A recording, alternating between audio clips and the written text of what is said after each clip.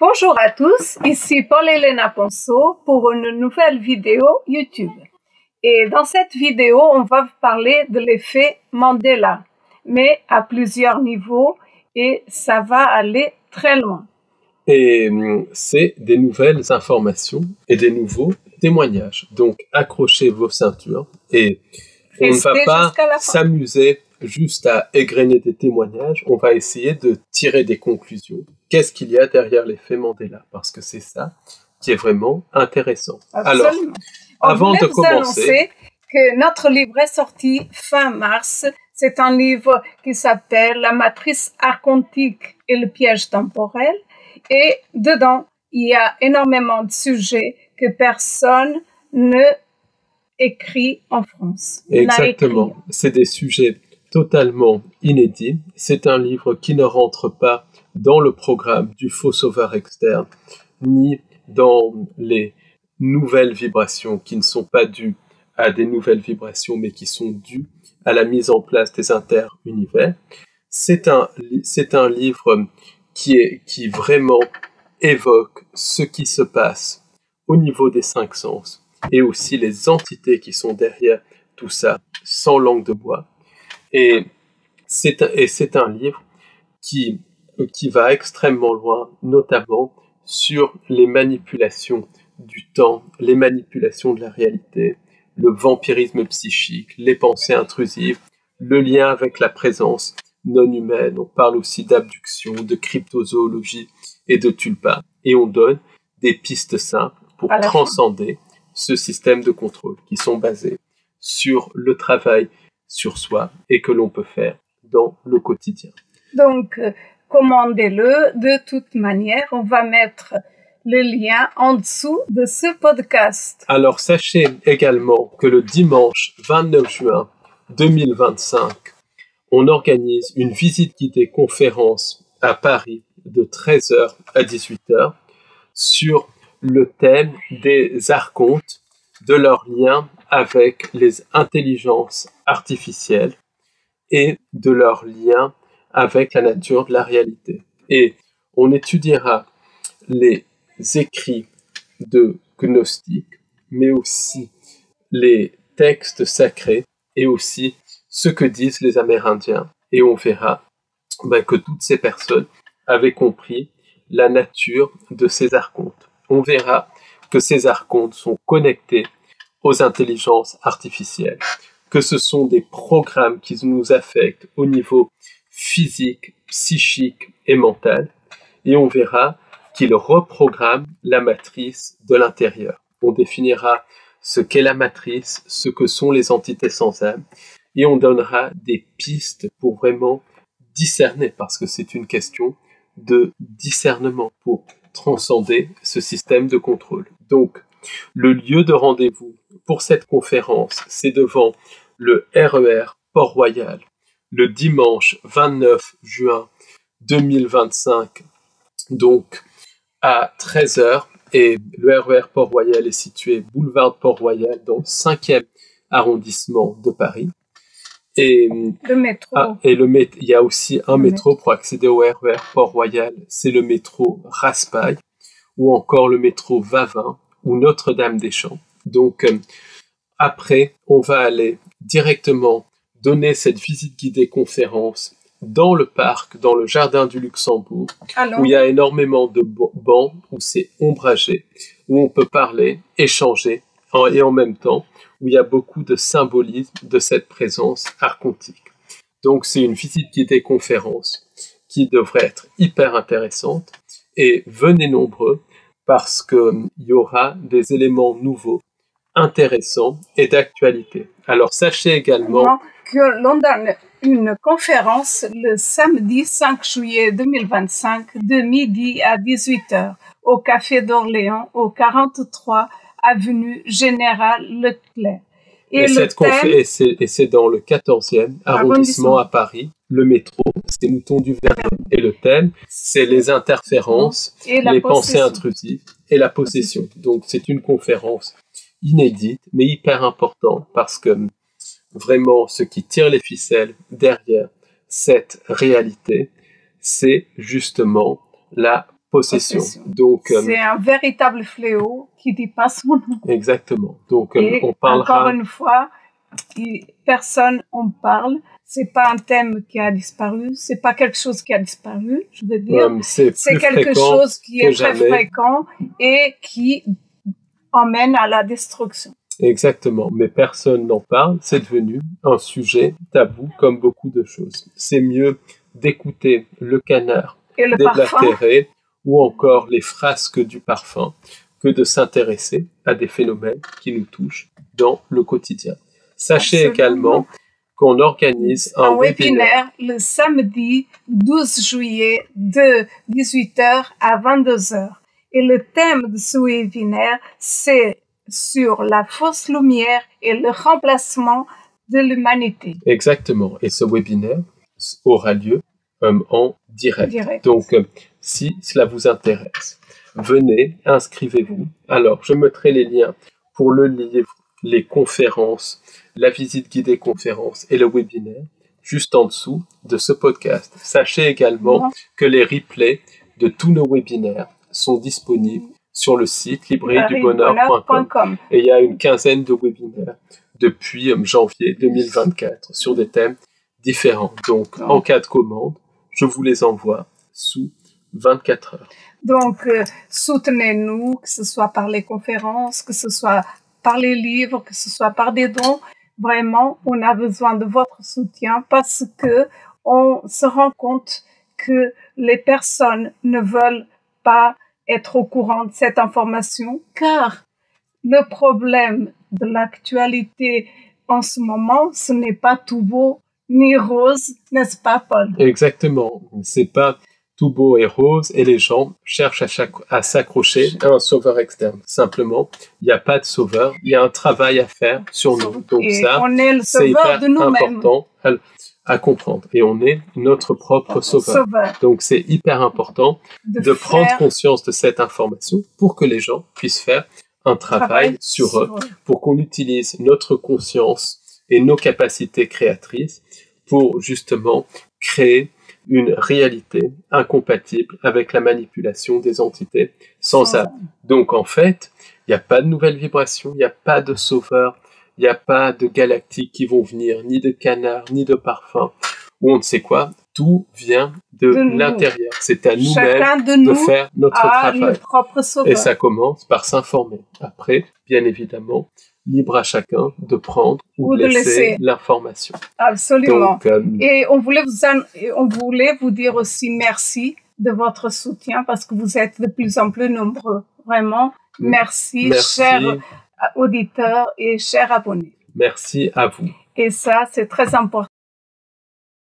Alors, Paul, aujourd'hui, on va parler de l'effet Mandela, mais on va beaucoup plus loin qu'on peut le penser. Alors, qu'est-ce que c'est l'effet Mandela pour toi? L'effet Mandela, ça vient de la nature même de cette réalité, puisqu'on est dans une réalité synthétique, la matrice, qui est à base de plasma et qui fonctionne comme une simulation. Donc, l'effet Mandela, c'est connecté aux reprogrammations de la matrice. Ça peut être des reprogrammations collectives de la matrice, comme dans un jeu vidéo. Quand un jeu vidéo est reprogrammé, c'est tout le jeu qui est impacté puisque le temps n'existe pas. Ça peut être aussi des reprogrammations de la timeline individuelle. Et les effets Mandela, c'est des mini-resets qui ont lieu en permanence. Et ça a comme but de modifier la réalité pour extraire un maximum de louche, pour faire simple. Et justement, l'effet Mandela, qu'est-ce que ça montre? Qu'est-ce que ça implique? Ça implique que non seulement on est une source de nourriture pour ces entités, non seulement ces entités nous utilisent et jouent avec nous pour vampiriser notre énergie, un jeu pervers et abject, mais ça montre également que toute cette réalité, c'est une vaste expérimentation de la part de ces entités. Et ce n'est absolument pas pour notre bien. Donc, il y a plusieurs niveaux à ça. Donc, l'effet Mandela, pour moi et selon beaucoup de penseurs, c'est en fait quand une minorité de personnes ont constaté certains changements et une grande majorité n'ont pas constaté. Donc, par exemple, Mandela serait mort pour une minorité des gens dans l'année 80. Dans les années 80, 85 ou 86, alors que la plupart des gens n'ont pas ce même souvenir. Alors qu'en fait, Mandela, officiellement, est décédé en 2013, après avoir été président de l'Afrique du Sud. Et c'est une Américaine, Fiona Broome, qui avait ce souvenir de Mandela mort dans les années 80, qui a parlé à plusieurs personnes qui avaient ce souvenir. Et il y a une grande partie des gens qui se rappellent que Mandela est mort dans les années 80. Nous-mêmes, on a parlé à des gens et beaucoup se rappellent de ça. Donc, il y a également des logos qui auraient changé, des logos de grandes compagnies et tout ça. Ça, c'est l'effet Mandela le plus classique. Mais en fait, l'effet Mandela va bien au-delà de ça. On se rend compte que l'effet Mandela, c'est pas que des logos qui changent, c'est pas que quelques événements, c'est l'histoire entière qui est en permanence modifiée, c'est les timelines individuelles et collectives qui sont en permanence modifiées. Oui, donc là on voit très bien que le niveau vient au-delà de ce qu'on pourrait penser il y a quelques années. Ça va bien plus loin que ça. Et on a des témoignages pour montrer l'importance de l'effet Mandela et pour montrer que ça nous affecte non seulement au niveau général, mais aussi au niveau du quotidien, au niveau individuel. Donc ça montre que la réalité est sans cesse reprogrammée, non seulement la réalité collective, mais aussi la réalité individuelle. Par exemple, il y a une dame qu'on connaît qui était en train de regarder un documentaire sur la Seconde Guerre mondiale.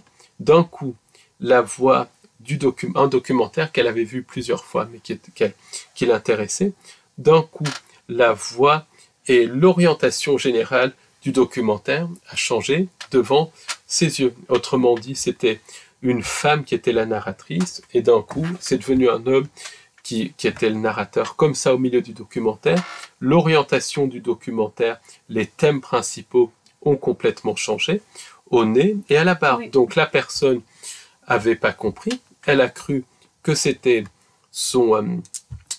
justement son internet qui déconnait, ou que c'était un problème avec son téléphone, quelque chose. Elle a éteint son téléphone, elle a remis le documentaire, et là, c'était le nouveau documentaire qui changeait, qui était là, avec un nouveau narrateur, une orientation totalement différente, alors que c'était un documentaire qu'elle avait vu plusieurs fois. Donc, c'est quelque chose qui va extrêmement loin.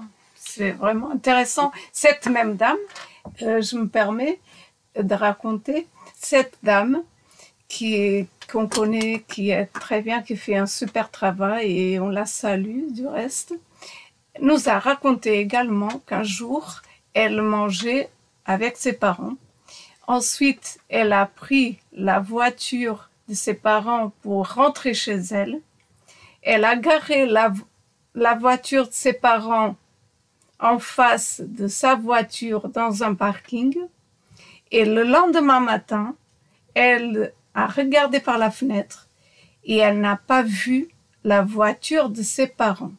Elle avait disparu, complètement disparu. Donc là, elle appelle ses parents pour dire « Votre voiture a été volée ». Les parents disent « Bon, c'est pas grave et tout, si elle a été volée, elle a été volée ». Et les parents vont vérifier si... Voilà, donc les parents, le père ensuite arrive et dit non, je viens du garage, notre voiture est dans notre garage, alors qu'elle habitait à plusieurs kilomètres de chez ses parents. Donc là, elle regarde dans le parking et la voiture de ses parents n'y est plus. Elle était dans le garage de ses parents. Donc en gros, la réalité avait été modifiée, changée, pour qu'elle ne prenne même pas la voiture, pour qu'elle ne prenne pas la voiture de ses parents. Donc en gros, quand elle était rentrée chez elle la veille, elle n'est plus rentrée dans la nouvelle réalité avec la voiture de ses parents. La réalité a changé, où elle est allée chez ses parents avec sa propre voiture et rentrée avec sa propre voiture. Du reste, elle a demandé à ses parents après, parce qu'elle était choquée, ses parents lui ont dit « Non, non, mais tu as pris ta voiture, tu n'as jamais pris notre voiture », alors qu'elle se rappelle être venue en transport chez ses parents et avoir pris la voiture de ses parents pour rentrer chez elle. Et ça a été très loin, puisque quand la voiture de ses parents avait disparu, elle avait même appelé la police pour dire que la voiture avait été volée. Donc après, elle a été obligée d'expliquer qu'il y avait eu confusion et tout. Et pendant longtemps, elle a cru qu'elle avait un problème de mémoire, une espèce de blackout, alors que c'est pas quelqu'un qui est sujet à des troubles de mémoire. Et en plus, à l'époque, elle était relativement jeune. Et ensuite, elle s'est rendue compte que c'était un phénomène paranormal qui s'était passé, que la timeline avait été légèrement modifiée. Énorme. Donc, on a eu un autre témoignage, et je vais rester vague exprès. C'est quelqu'un qui a une fonction où il y a pas mal de responsabilités, et qui nous a expliqué qu'un jour, il écoutait les actualités, et un des premiers titres de l'actualité, c'était une ministre, alors d'un certain pays, qui était tombée dans ses escaliers et qui était morte. Donc voilà, tout le monde parlait de ça et tout, et ça a duré toute une journée. Après, il regarde les journaux pour un peu voir la mort de cette ministre le lendemain, et là, les journaux ne parlent pas. Donc il fait des recherches sur Internet, plus personne ne parle de cette ministre qui est morte, mais lui, et en fait, cette ministre, heureusement, du reste, était bien vivante. Donc elle n'était jamais tombée dans les escaliers, mais lui s'était rappelé que la ministre était tombée dans les escaliers, était morte, et ça avait duré toute une journée, des flashs d'infos, des émissions spéciales sur cette ministre qui était morte, alors qu'elle n'était pas du tout morte. Donc on voit bien que la réalité a été totalement modifiée, totalement manipulée. Rich Van Wierck rapporte aussi le cas de ce couple d'Américains qui regardaient les événements de la place Tiananmen en 1990. Et à un moment donné, il y a une photo très célèbre où quelqu'un se dresse pour empêcher les chars d'avancer. Et la personne, heureusement, les chars sont arrêtés, la personne n'a pas été blessée, mais il y a des gens qui, pendant très longtemps, se sont rappelés avoir vu le char écraser la personne, et du reste, qui a fait des émissions spéciales, même sur cet événement qui avait été filmé en direct, et même cette personne s'appelait le Tankman, l'homme tank et tout, était surnommé Tankman dans les journaux télévisés, et c'est que des années plus tard que ce couple s'est rappelé que la personne a vu que la personne n'avait jamais été écrasée, parce que ce couple se rappelait que la personne avait été écrasée lors des événements de Tiananmen. Donc on voit très clairement que la réalité est modifiée en permanence pour des événements de la timeline individuelle, comme c'est le cas de cette dame avec la voiture de ses parents, de la réalité collective, comme c'est le cas des événements de Tiananmen, et comme c'est le cas de ce jeune homme avec la ministre. Donc on voit bien que c'est vraiment à plusieurs niveaux, que c'est beaucoup plus fréquent qu'on ne le pense. Donc, en fait, l'effet Mandela, c'est la modification C'est la modification de la réalité. Et par exemple, Joseph Farrell rapporte le cas. Donc, ça se passe dans les années 2002 ou 2003. Il est en train de regarder une émission de télévision à grande diffusion aux États-Unis. Et là, Michael Douglas est l'invité de cette émission de télévision. Et Michael Douglas annonce que son père, Kirk Douglas, est mort et qu'il rend hommage à son père. Donc c'est en 2002-2003.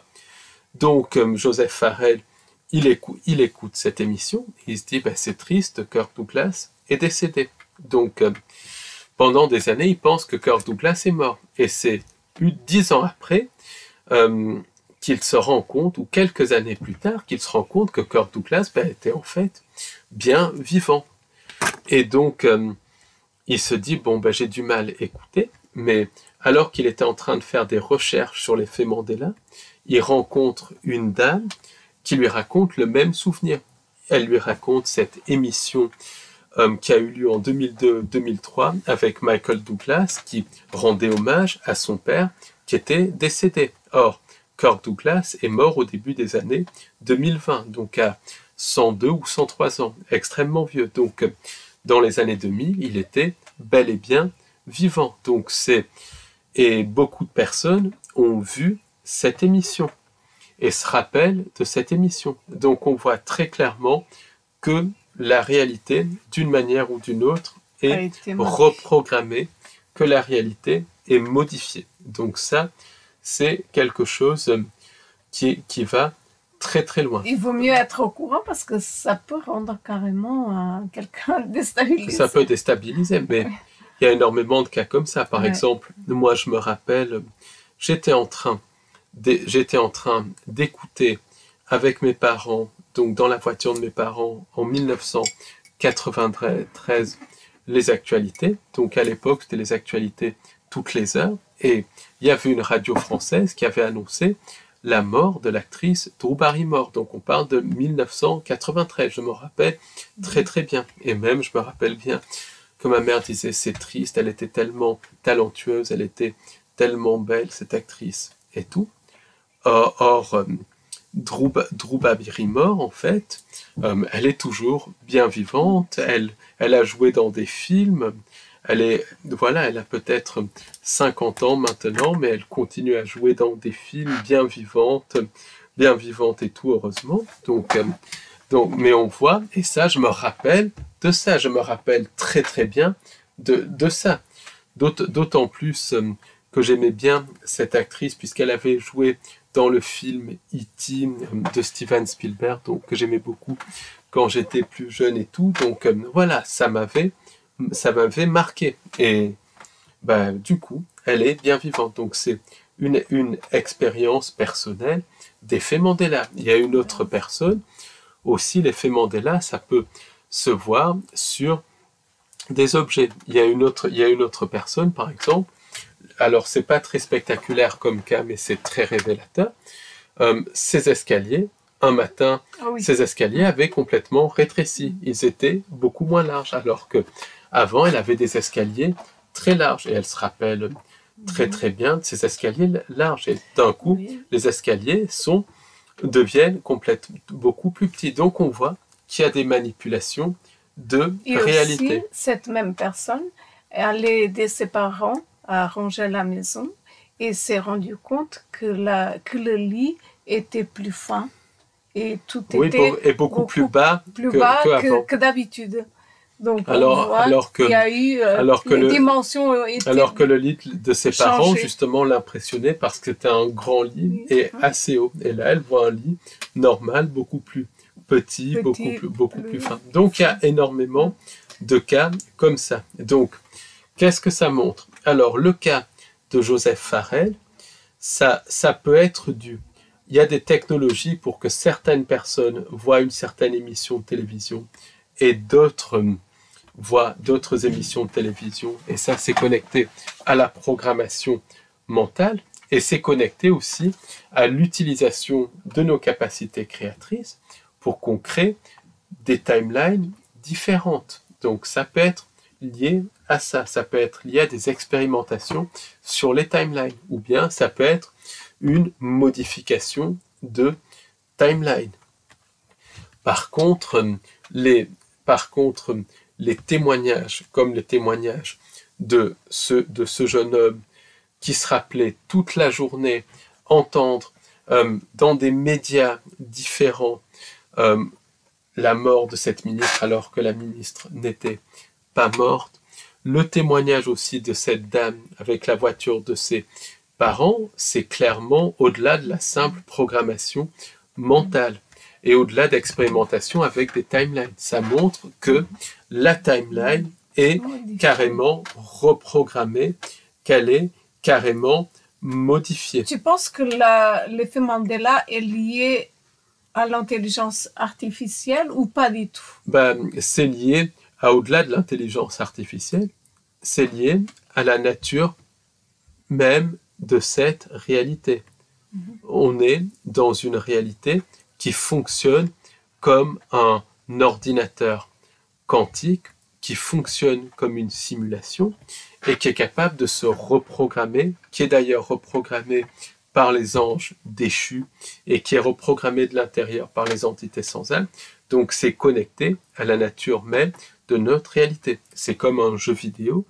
Quand un jeu vidéo est reprogrammé par le programmeur, celui qui a les codes du jeu vidéo, c'est tout le jeu vidéo qui change. Et un programmeur peut faire des effets Mandela dans les jeux vidéo, des espèces de mises à jour. Sauf qu'elles ont lieu au niveau collectif et au niveau individuel. Après, d'autres effets Mandela sont connectés à nos capacités créatrices pour nous faire créer des timelines différentes. Par exemple, Joseph Farrell et les personnes qui ont vu cette interview de Michael Douglas où il annonçait la mort de Kirk, littéralement, ont créé une timeline alternative. Pourquoi? Parce que les entités expérimentent sur les timelines, elles génèrent des timelines, elles nous font créer des timelines alternatives pour ensuite nous manipuler via les timelines. En tout cas, l'effet Mandela est connecté aux timelines et à la nature de notre réalité. Elle est connectée à une il est connecté à une reprogrammation de la réalité. Donc c'est quelque chose qui va très très loin. Alors il y a des gens qui ont vu ces manipulations, ces reprogrammations de timeline en direct. Par exemple, cette dame qui était en train d'écouter le documentaire sur la Seconde Guerre mondiale, d'un coup le documentaire change totalement, le narrateur change et tout. Il y a d'autres cas comme ça. Il y a par exemple quelqu'un qui regardait un film, les vêtements du personnage principal ont changé de couleur, il pensait que c'était son magnétoscope qui était en train de casser, donc il a revu le même film sur DVD et sur Laserdisc et tout avait changé, c'était une nouvelle couleur et il a compris que c'était une reprogrammation de la réalité. Mais parfois, les reprogrammations de la réalité vont beaucoup plus loin. Et est-ce que ça a un rapport avec le ciblage, par exemple? On va y arriver, on va y arriver. Mais c'est un rapport avec les abductions. Par exemple, pour beaucoup de personnes, et ça a été propagé du reste par l'ufologie, les abductions sont connectées à des apparitions d'ovnis. Et effectivement, dans de nombreux cas, les abductions sont connectées à des apparitions d'ovnis. Une personne est enlevée de son lit, parfois elle est enlevée en plein jour, même devant des témoins. Parfois aussi, la personne peut être enlevée dans sa voiture, puisque les abductions sont des événements physiques. Elle se retrouve dans un ovni, elle subit des expériences abominables. Parfois, elle revient, parfois, elle ne revient pas. Donc ça, c'est le cas typique des abductions. Mais parfois aussi, des abductés sont amenés dans des bases souterraines. Nous-mêmes, on a reçu des témoignages d'abductions dans des bases souterraines. Mais il y a des abductions qui sont encore beaucoup plus étranges que ça. La réalité va se transformer devant la personne. Autrement dit, la personne se retrouve directement dans un autre programme du jeu vidéo de cette réalité. En fait, il se retrouve dans un autre programme de la matrice. Et là, ça change instantanément. Je vais vous donner un exemple. Est-ce que c'est la même chose que les bugs dans la matrice? Les abductions, c'est pas des bugs, c'est des modifications volontaires. Certains cas d'effet Mandela sont des bugs, mais d'autres sont bien voulus. Il y a des bugs, ça c'est clair, mais beaucoup d'effets Mandela sont bien voulus. Mais en l'occurrence, pour les abductions, là, et vous allez voir les témoignages, ça va au-delà de tout. C'est comme un rideau qui s'ouvre, comme la projection qui est instantanément changée. Et ça, c'est lié à la nature même de la réalité. Un jour, il y avait un jeune garçon de 5 ou 6 ans. Il était chez lui, en train de jouer tranquillement dans sa salle de jeu, avec son frère et tout, avec ses petites voitures, ces choses comme ça. D'un coup, les murs disparaissent comme ça, clac. Le plafond disparaît, son petit frère disparaît, ses jouets disparaissent, et il se retrouve sur de l'herbe, sur de l'herbe assez haute. Là, il sort de l'herbe des créatures d'aspect non humain, qui ressemblent à des entités de type gris, mais pas forcément le gris stéréotypique, mais en gros, ce qui ressemble à des gris, qui sont très probablement des gris ou des archontes.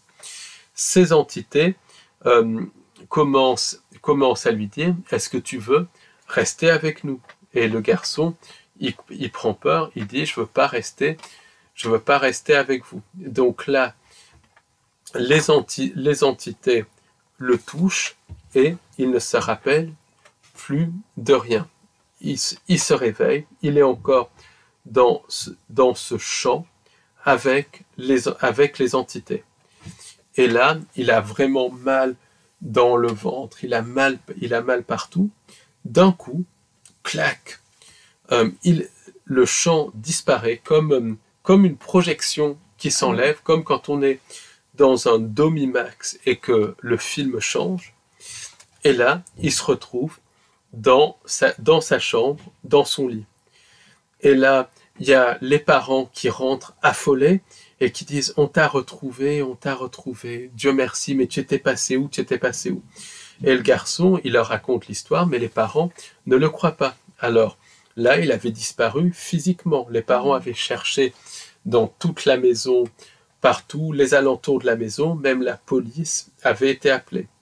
Et donc, la police a conclu que le petit garçon avait dû s'endormir et rêver et que les parents ne l'avaient pas vu, mais ils avaient cherché partout, ils avaient fouillé et refouillé sa chambre. Donc, et le petit frère même avait dit parti. Le petit frère l'avait vu disparaître. Et dans ses propres mots, il disait ça. Et les parents, il l'aurait vu s'il était sorti de la salle de jeu. Donc là, on voit bien un phénomène on voit vraiment un phénomène où la projection change.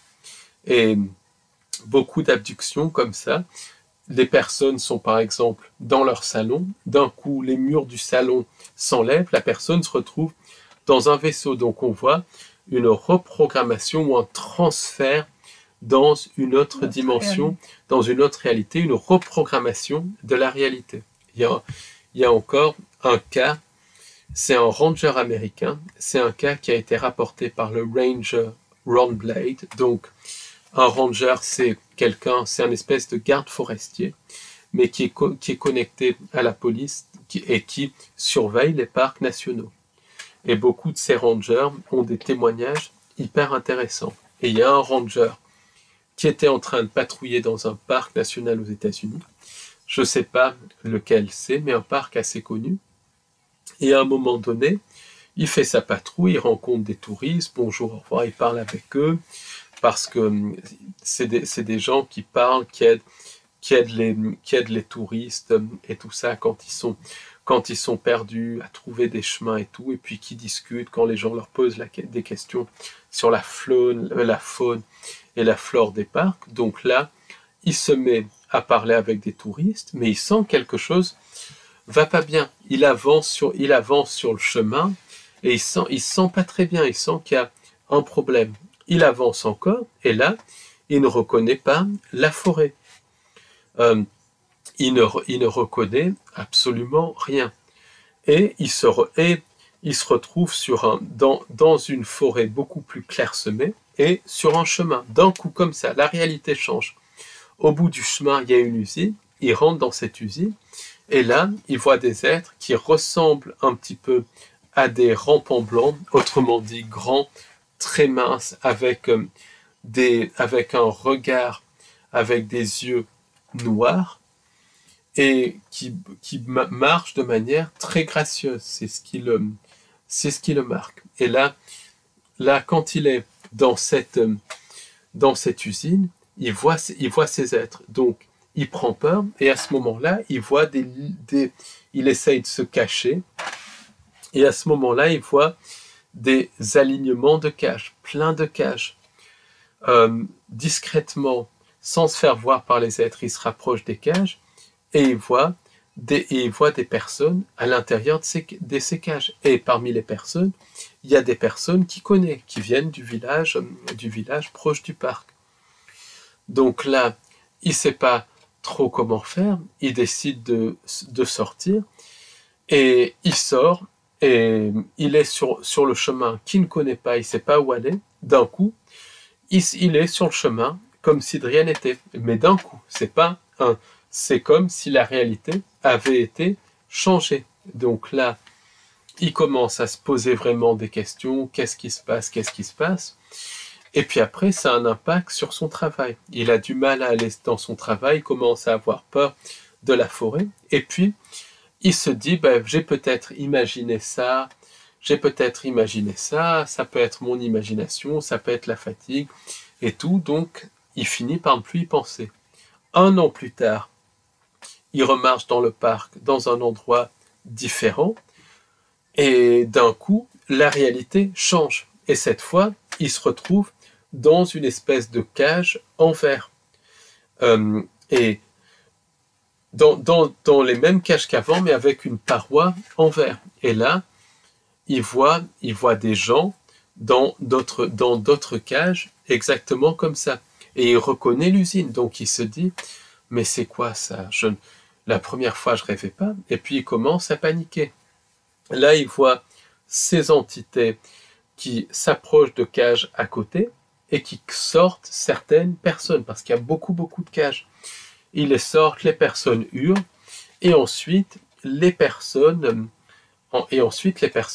leur hurlement s'atténue et les personnes ne sont pas ramenées dans les cages. Et ça dure comme ça plusieurs heures. Il est dans cette situation plusieurs heures, il commence à paniquer, et les entités s'approchent, elles sont conscientes qu'il est là. D'un coup, la réalité change, il se retrouve dans la forêt. Mais là, il se dit, mais je vais pouvoir vérifier parce que... Et il a très peur, mais il se dit, je vais vérifier parce que j'ai vu des gens du village. Donc là, il va parler à des gens du village qui étaient dans les cages, il ne se rappelle de rien. Par contre, et c'est là où ça devient hyper inquiétant, c'est que certaines personnes qu'il avait reconnues qui se faisaient traîner hors de leur cage ont disparu du village. Par exemple, il y avait donc le shérif adjoint du village qui avait été traîné, emmené hors de la cage. Quand il va demander aux gens, parce qu'il cherchait à corroborer s'il pouvait parler au shérif adjoint, les gens lui disent, ça fait plusieurs jours qu'on n'a pas vu le shérif adjoint. Ensuite, il y avait le boucher du village qu'il avait vu être traîné, et le magasin était fermé, et personne ne savait où était le boucher. Donc on voit qu'on a des manipulations de la réalité qui sont physiques, puisque des gens disparaissent, mais on voit aussi des manipulations de la réalité avec ensuite une reprogrammation du subconscient, puisqu'il y a des gens qui étaient dans ces cages mais qui ne s'en rappelaient pas. Et Et avec les abductions, je pense que les personnes sont littéralement effacées de cette réalité et hop, et reprogrammées dans une autre réalité, dans une autre timeline. C'est une forme d'effet Mandela, mais ça va c'est lié très aux très loin. disparitions. Est-ce que c'est lié aussi au voyage temporel? L'effet, dans le voyage temporel, c'est connecté à l'effet Mandela. Beaucoup de personnes vont se retrouver dans des timelines alternatives, que ce soit dans le passé ou dans le futur. Par exemple, il y a quelqu'un, un jour, il se promenait dans une forêt. Tous les jours, il prenait le même chemin pour aller à son travail, passer par une forêt. Et à un moment donné, il ne reconnaît pas la forêt et il voit des maisons futuristes. Donc là, il comprend pas ce qui arrive et il comprend pas, il comprend absolument pas ce qui lui arrive. Donc, il pense qu'il est perdu, il essaye d'aller voir, il voit que c'est des maisons, qu'il y a quelque chose de très bizarre. Il y a quelque chose de très bizarre qui ne sent absolument pas quelque chose d'artificiel avec ces maisons futuristes. Donc, il s'en va, il essaye de retrouver son chemin, il comprend pas comment il s'est perdu. Et là, d'un coup, les maisons futuristes disparaissent, il se retrouve dans notre réalité, dans sa réalité classique. Donc, est-ce que c'est un bug dans la matrice? Est-ce qu'il s'est retrouvé dans le futur? Est-ce qu'il s'est retrouvé dans une autre timeline ou dans une autre dimension? Mais là, on voit que c'est un changement qui est soudain. Donc, là, on peut se demander si dans certains cas d'effet Mandela, c'est pas la réalité collective ou individuelle qui est tout simplement reprogrammée. Ou bien la personne est transférée dans une autre timeline physiquement et effacée de cette timeline d'une manière ou d'une autre. Je sais pas trop comment ça fonctionne.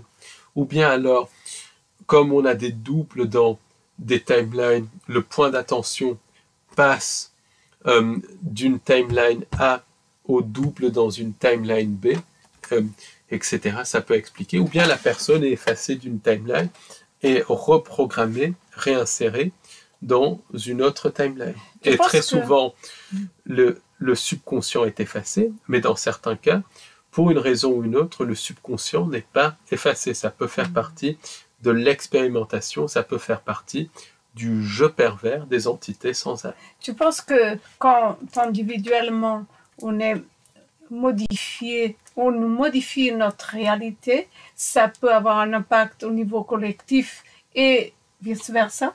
Bien sûr, puisque tout est interconnecté. C'est pas forcément un grand impact au niveau collectif, mais ça a un impact. Ça a un impact forcément, puisque tout est holographique. Donc... Et ça me fait penser au témoignage de cette personne qui expliquait que certaines entités des ombres, donc une MyLab, elle a expliqué que certaines entités des ombres semblaient prendre des mesures lors de MyLabs. Elle supervisait les MyLabs. Les MyLabs, c'est des abductions par le CMU, et elle prenait des mesures, littéralement. Donc on voit bien que ces changements de timeline, il y a le côté extraction de louche, modification de la timeline pour extraire un maximum de louche.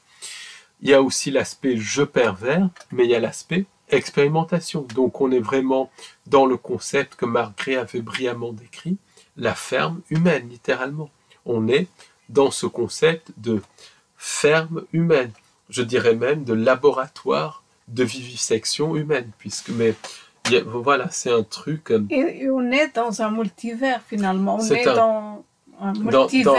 Dans un multivers, dans une simulation hyper sophistiquée, avec une infinité de timelines et une infinité de dimensions. Donc l'effet Mandela, c'est quand la timeline individuelle est reprogrammée, ou bien quand la timeline collective est reprogrammée. Certaines personnes vont avoir le subconscient effacé et donc vont reprogrammé, donc ils ne vont pas se rappeler de l'ancienne timeline, mais certaines personnes, peut-être à cause du consentement, peut-être pour l'expérimentation, ne vont pas avoir leur subconscient reprogrammé, donc vont se rappeler de l'ancienne timeline. Et c'est presque pire de se rappeler que de ne pas se rappeler, parce que beaucoup de gens, voilà, ils ne comprennent pas, la réalité change totalement. Donc, on en vient au lien entre effet Mandela et ciblage en réseau. Par exemple, il y a très clairement des personnes qui sont ciblées dès leur naissance. Alors ça, c'est très clair. Par exemple, on a le témoignage d'une personne qui avait été ciblée depuis son enfance par des entités et par le CMI, et ces entités faisaient en sorte que toute sa vie se déroule, que sa vie se déroule prédestinée comme une espèce, et que sa vie se joue comme le mythe d'Isis. Donc, dans sa vie, il y avait des synchronicités négatives qui l'a ramené, qui l'a renvoyé au mythe d'Isis, que ce soit lors de son enfance, lors de son mariage, puisque son mari est mort dans des circonstances abominables, exactement comme le mari d'Isis, c'était Osiris. Enfin, c'est des circonstances abominables dans lesquelles je ne rentrerai pas dans le détail, mais c'était tout connecté, des références dans sa vie à Isis. Et c'est intéressant parce qu'elle elle disait qu'elle était en 2015, et elle parlait d'une sorte de prédestination. Alors moi, je dirais pas prédestination, je dirais un chemin de vie qui a été manipulé, un chemin de vie qui a été manipulé par les entités sans âme via des contrats d'âme pour qu'elles soient leurrées à consentir à ce ciblage, parce que les entités nous leurrent à consentir à un chemin de vie entre deux incarnations, puisque la manipulation se poursuit dans le monde des morts. Et ça, c'est le phénomène des contrats d'âme, c'est la manipulation de la fausse lumière. Et pour cela, je vous recommande le livre de Lucia Beatrice Stelberg sur la manipulation dans l'au-delà, sur la manipulation des cycles d'incarnation, réincarnation, puisque l'au-delà, c'est la continuation de la manipulation empire. Ça fait partie de la matrice. C'est pas du tout ce que dit le New Age, tout est beau et tout est rose, c'est la continuation de la manipulation. Et tous les consentements, toute la notion de karma et de choses comme ça, c'est des manipulations d'entités sans âme qui travaillent pour la fausse lumière.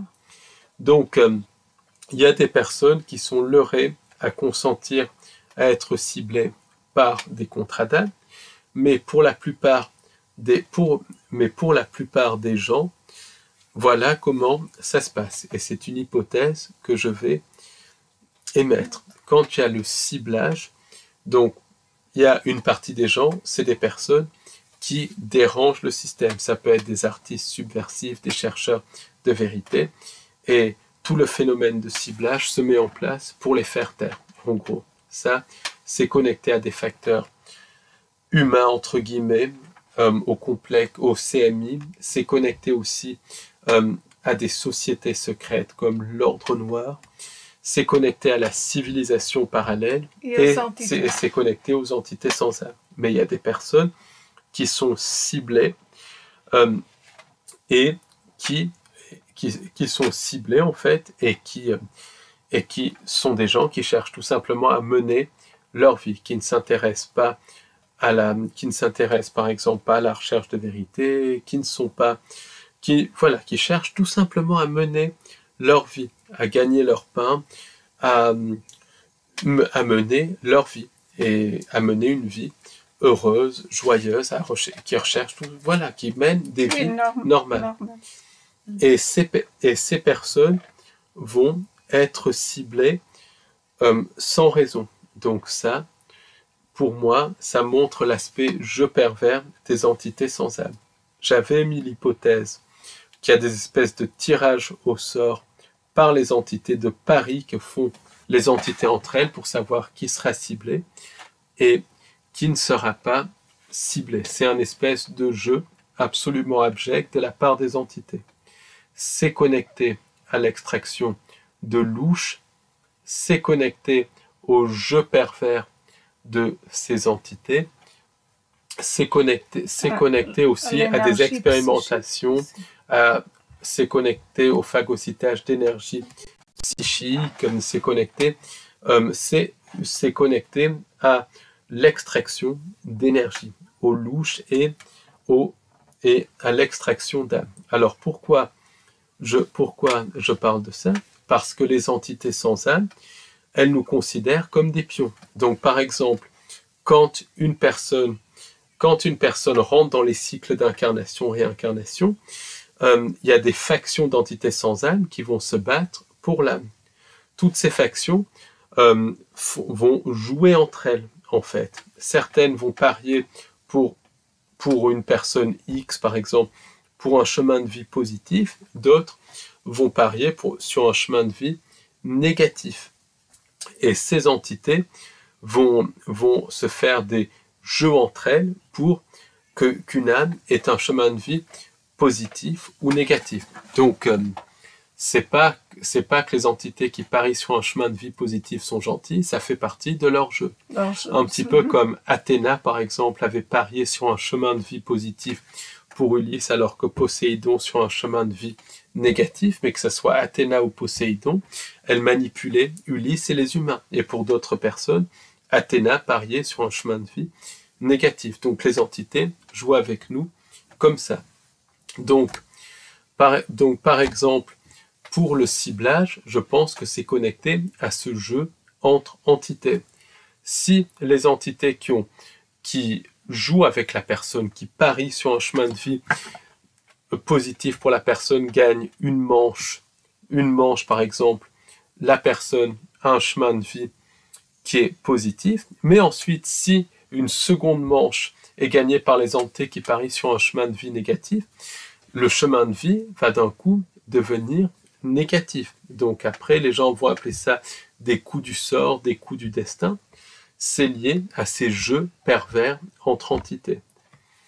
Et dans certains cas, et ça c'est une hypothèse que j'aimais, cette transition peut être beaucoup plus perverse et peut se manifester par un phénomène de ciblage. Le ciblage pour détruire la vie de la personne. Et ces entités sont capables de reprogrammer la réalité.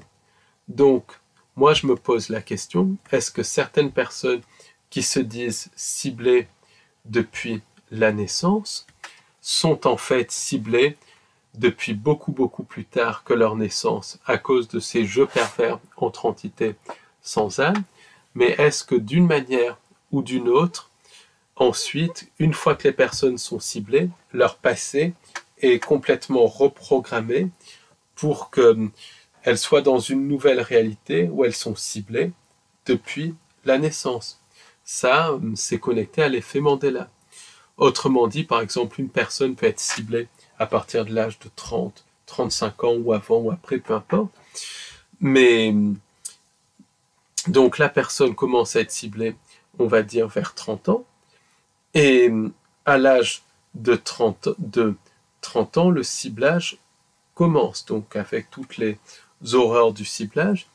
Mais ensuite, la réalité de la personne est reprogrammée. Et la personne va se rappeler être ciblée depuis sa naissance, alors que le ciblage n'a commencé que vers 30 ans. Mais sa réalité est reprogrammée. Donc en fait, c'est l'effet Mandela. C'est la bataille, le jeu entre entités. C'est connecté au jeu entre entités. Il n'y a pas d'entité positive, et parfois, c'est-à-dire il y a entité et entité. Et voilà, qui jouent avec nous. Par exemple, beaucoup d'entités qui se disent être des anges gardiens, je pense qu'il y a vraiment des entités positives, des vrais êtres de lumière, puisque on a des témoignages de vrais êtres de lumière. Mais je pense que beaucoup d'entités qui se disent être des anges gardiens sont en fait des entités qui, pour une personne donnée, ont parié sur un chemin de vie positif.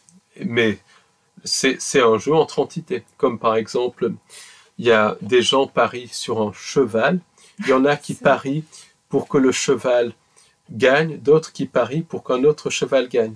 Donc, si une personne parie pour que le cheval gagne, elles vont lui donner à manger et tout ça pour qu'il gagne la course. Mais le cheval reste exploité. Ils vont bien l'entretenir. C'est le jeu pervers de ces entités. Et cet effet Mandela dans le quotidien, c'est pas seulement le ciblage. Par exemple, si une personne, ça peut être beaucoup plus discret. Si par exemple une personne se réveille ou commence un réveil parce qu'elle tombe sur une personne, par exemple, elle rencontre une personne qui lui donne des informations, qui la met sur un chemin de réveil spirituel, entre guillemets, parce qu'en fait, personne n'est réveillé. C'est le réveil spirituel, même des gens comme nous, comme beaucoup de chercheurs de vérité. Tout le monde dit que les chercheurs de vérité sont éveillés, mais nous tous, hein, ici, et c'est pas bon pour l'ego, mais en fait, on dort, mais on a ouvert un petit peu, un demi-œil par rapport aux autres. C'est aussi simple que ça. Personne n'est éveillé, en tout cas, en Occident, ou très très peu de personnes. Donc, voilà. Donc, pour toutes les personnes ici, et c'est valable pour nous également, on n'est pas réveillé, on est en cours d'éveil, mais en tout petit éveil. Donc, si une personne rentre sur un chemin d'éveil, les entités sans âme, ça peut les déranger, puisque la personne, quelque part, sort de son chemin de vie. Et on peut sortir en prenant des décisions par des pensées qui ne sont pas des pensées intrusives, par les pensées qui viennent de nous. Donc une personne se met sur un chemin d'éveil parce qu'elle a rencontré une personne qui lui a parlé de certaines choses et qui l'a éveillée. Et la personne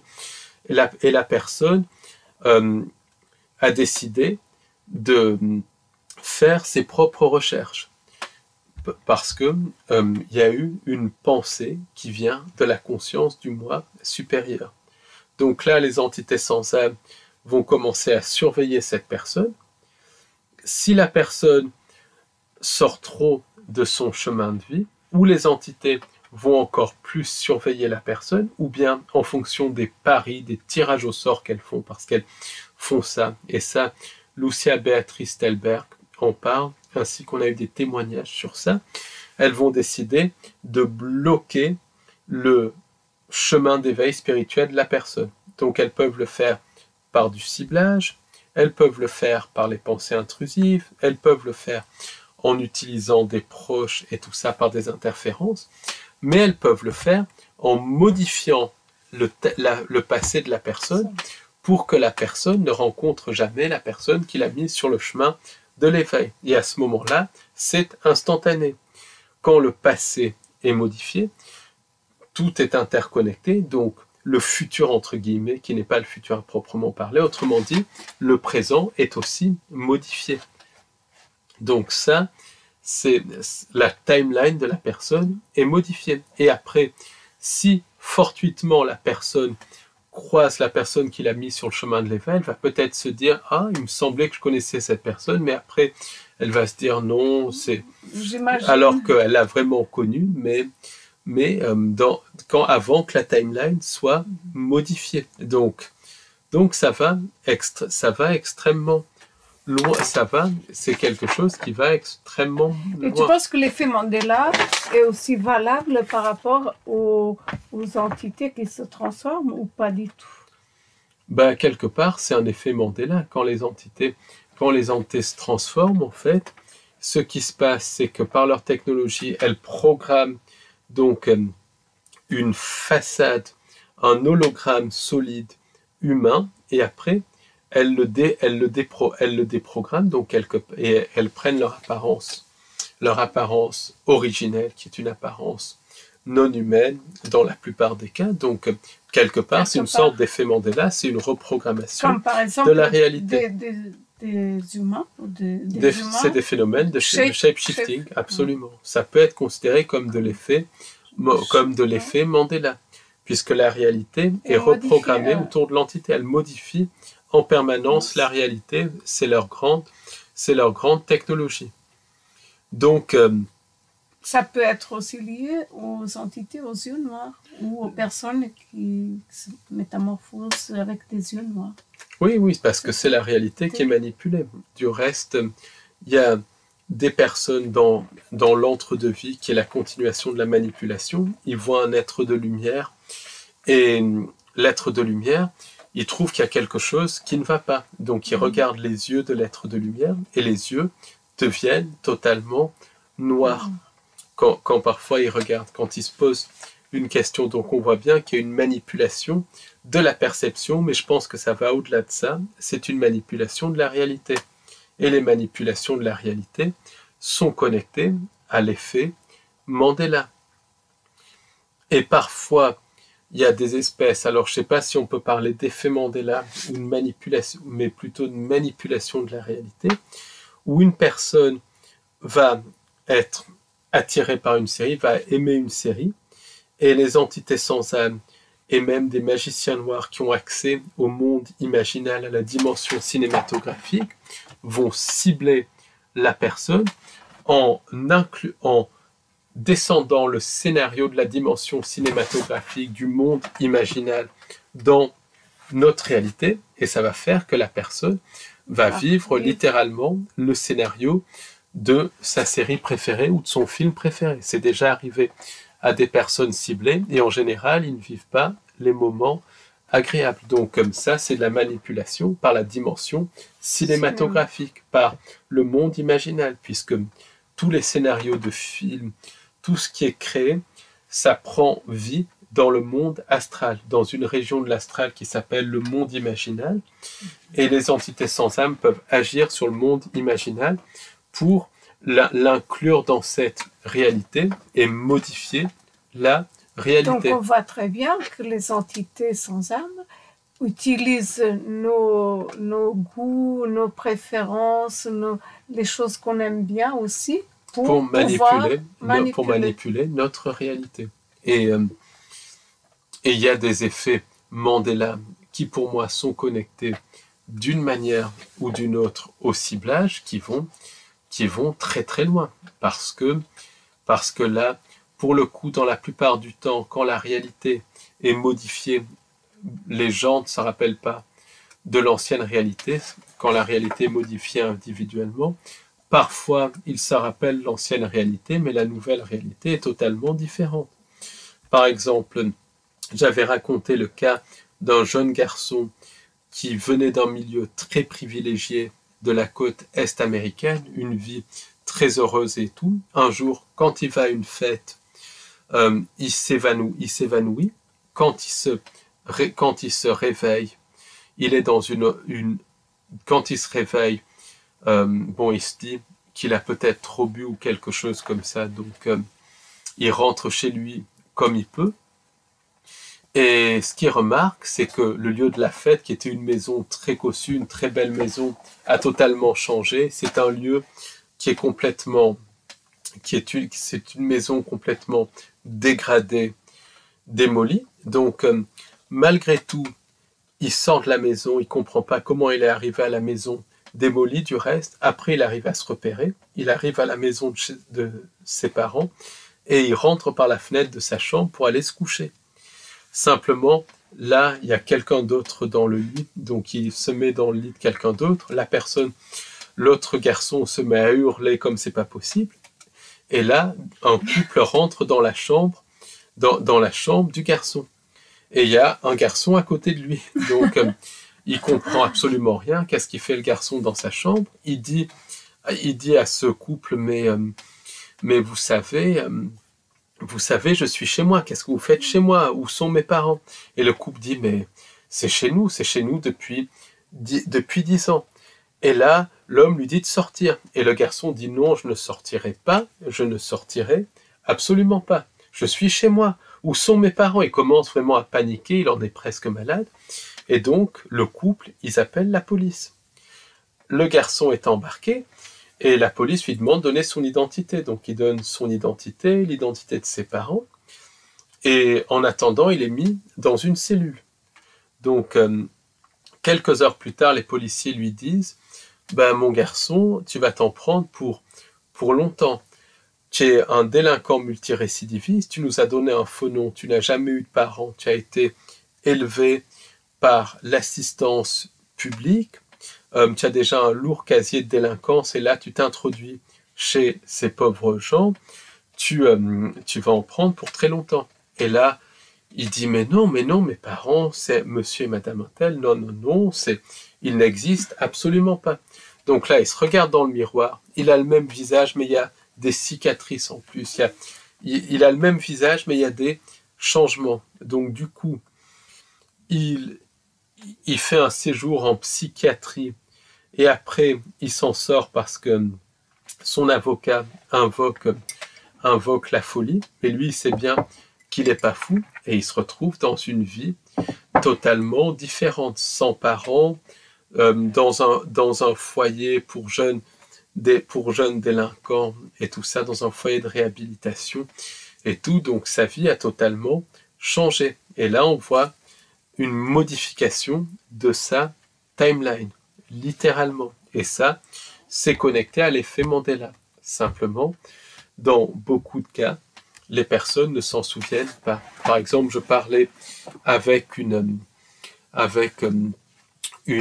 thérapeute qui fait des accompagnements et elle disait, ce qu'elle craint, c'est vraiment les resets où tous nos souvenirs sont complètement effacés, la réalité modifiée. Ça, c'est clair que c'est quelque chose que les entités sans âme font et c'est quelque chose d'absolument terrible qui est fait de manière beaucoup plus fréquente qu'on ne le pense. Mais pire que les resets, c'est pire que ce reset individuel, c'est quand on se rappelle de l'ancienne réalité. Là, c'est pire. Du reste, les resets comme la tartaria, la modification de la timeline, c'est une forme carabinée d'effet Mandela, en fait. C'est un effet Mandela extrêmement puissant. Et il y a un autre effet Mandela aussi, c'est la modification du futur. Donc, le temps n'est pas linéaire. Le temps n'est pas linéaire. Comment on dit, le temps, tout est simultané. Tout est simultané. Il y en a qui disent orthogonal, mais ça, c'est simultané. Et donc, il y a une hypothèse que j'aimais, c'est que parfois, où il y a des bugs qui modifient le futur d'une personne ou le futur collectif, ou alors les entités modifient de manière subtile ou pas notre futur, et comme tout est simultané, forcément, ça a un impact sur le présent et sur le passé. Par exemple, on a un chemin de vie, on a un chemin de vie qui nous mène vers un futur A, par exemple. Les entités peuvent modifier le futur A et le transformer en futur B. Ça aura un impact sur le chemin de vie parce que les entités, elles peuvent modifier à tout moment le chemin de vie. Donc, elles nous leurrent à consentir à un chemin de vie via des manipulations comme le karma et des choses comme ça entre deux incarnations. Mais si elles veulent, elles peuvent changer le chemin de vie à chaque incarnation pendant l'incarnation. Donc, j'ai mis une hypothèse, et là on est de l'ordre de l'hypothèse, c'est que les entités vont par exemple mettre en place un futur A, vont mettre en place un futur B pour remplacer un futur A chez une personne. Ça fait partie de leur jeu, ça fait partie de leur expérimentation. Et ça explique pourquoi certains voyants brillants se trompent pour une personne ou pour le futur collectif. C'est pas qu'ils ne voient pas le futur, c'est qu'ils voient un certain futur, mais qui est ensuite modifié par les entités sans âme. Oui. Donc, c'est même pas techniquement une manipulation des entités sans âme, c'est qu'ils voient un futur avant qu'il ne soit modifié par les entités sans âme. Mais en fait, c'est pas un futur, c'est une autre timeline. Après, le futur devient c'est une ancienne timeline. C'est une modification de timeline, puisque le futur n'existe pas. Mais techniquement, on va parler en termes techniques, les entités peuvent modifier le futur pour justement impacter sur notre passé. Et aussi, l'auteur Philippe K. Dick, c'était un auteur anglais, avait compris cela, les timelines. Oui, Philippe K. Dick parlait de ces modifications de timeline dans les années 70. Il même avait parlé à Metz en 74. Peu importe, il y a 40-50 ans. Et donc... il avait arrivé déjà à ses conclusions. Il est arrivé à ses conclusions. Des timelines. Et en fait, ces conclusions de timeline, Qui c'est qui l'avait compris? C'était les chamans de l'Antiquité, Oui. même les mystiques hindous et tout ça. Ils avaient compris ça. Les Grecs anciens, ils avaient compris tout cela.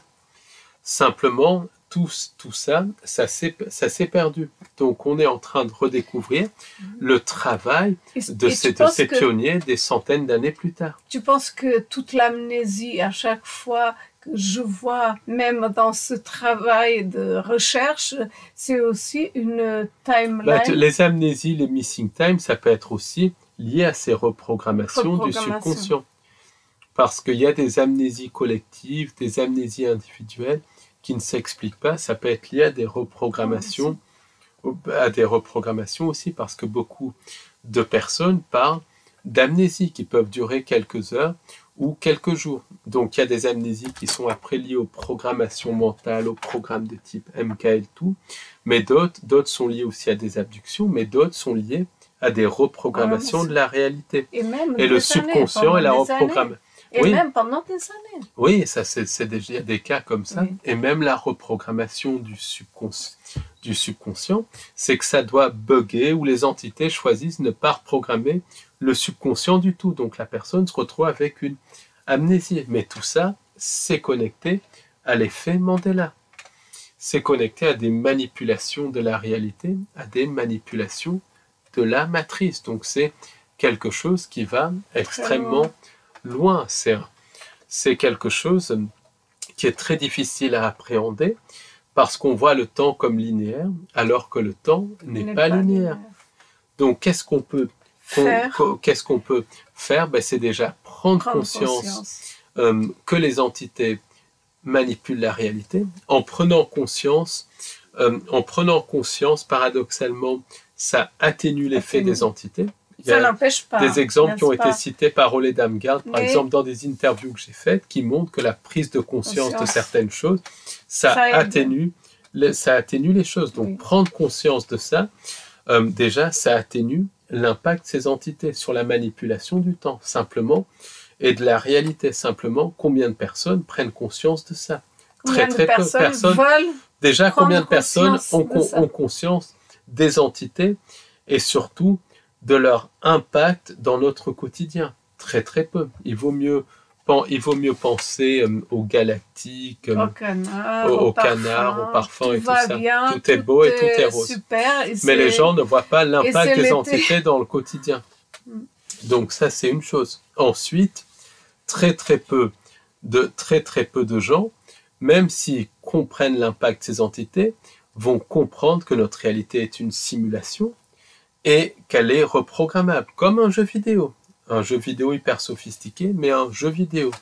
Et encore moins de personnes vont comprendre que notre quotidien peut être reprogrammé par ces entités non humaines et aussi par des technologies et par de la magie noire. Donc, déjà, si l'on n'a pas compris la présence de ces entités ni la nature de la réalité, on ne peut pas intégrer ces phénomènes. Or, c'est vraiment des phénomènes à intégrer pour en prendre conscience, d'où l'importance de l'information. Après, c'est déjà bien comprendre que d'une manière ou d'une autre, les entités extorquent le consentement, et comment elles font ça? Par des pensées intrusives. Donc c'est toujours être à l'écoute de nos pensées pour bien comprendre comment les entités nous leurrent à consentir. Et elles nous leurrent à consentir comment? Par les pensées intrusives. Donc c'est discerner entre les pensées qui viennent de nous et les pensées qui viennent de l'extérieur. Et quand on identifie une pensée qui vient de l'extérieur, c'est vraiment du discernement. Parce que quand une pensée vient de l'extérieur, c'est une pensée intrusive. Et beaucoup de ces pensées intrusives, en fait, elles nous poussent à consentir à certaines choses, puisqu'on pense que ça vient de nous. Donc si on distingue les pensées intrusives et qu'on ne les suit pas, on consent moins aux manipulations des entités. Pourquoi je dis ça? Parce que d'une manière ou d'une autre, elles doivent faire consentir là, elles doivent faire consentir la personne. Donc, ça passe par la connaissance de soi, se connaître soi-même, la prise de conscience pour savoir ce qui vient de nous et ce qui vient de l'extérieur, et un travail sur soi pour soigner les failles dans lesquelles se glissent ces pensées intrusives connectées aux entités. Ensuite, ça passe par se créer son propre bonheur dans le quotidien pour créer un canevas de réalité qui vibre au-delà des entités sans âme au niveau individuel. Ça limite, je dis pas que ça protège, mais ça peut atténuer l'impact de ça puisque les entités ont moins d'emprise sur nous. Donc ça passe par toujours se créer son propre bonheur dans le quotidien, par des choses simples, promener en forêt. Se poser 5 minutes, même rien faire, sinon, si on a envie de rien faire 5 minutes, on ne fait rien pendant 5 minutes, ou prendre un café, ou s'occuper de ses animaux, ou cueillir des roses, peu importe, marcher faire dans des choses qui nous plaisent tous les comme jours, ça, penser à des choses comme ça simples, des choses bateaux, qui paraissent bateaux, mais qui aident vraiment dans le quotidien. Parce qu'on crée un canevas qui vibre légèrement au-delà des entités sans âme, donc elles ont plus de mal à projeter leur réalité. Et c'est transmettre ça à un maximum de personnes par ne serait-ce qu'un sourire, même un mot gentil à une personne, être sympa avec quelqu'un, ça coûte rien, mais c'est quelque chose qui s'oublie pour qu'individuellement et collectivement, on crée un canevas de réalité qui vibre un chouïa au-delà des entités, sans âme. De fil en aiguille, on finit par créer un canevas de réalité incompatible avec les entités sans âme parce qu'elles ne peuvent pas projeter leur réalité au-delà d'une certaine vibration. Et de fil en aiguille, on finit par créer une réalité humaine, littéralement une réalité humaine, incompatible avec les entités sans âme. Et c'est ça la clé, c'est nos capacités créatrices et la conscience pour vraiment traiter ce problème des entités sans âme et de leur manipulation à la matrice. Donc, la clé est vraiment en nous. Donc, c'est à nous de faire ce travail. Merci de nous avoir écoutés. Merci beaucoup et surtout soutenez-nous. Merci beaucoup et à très bientôt. Au revoir, à bientôt. Merci.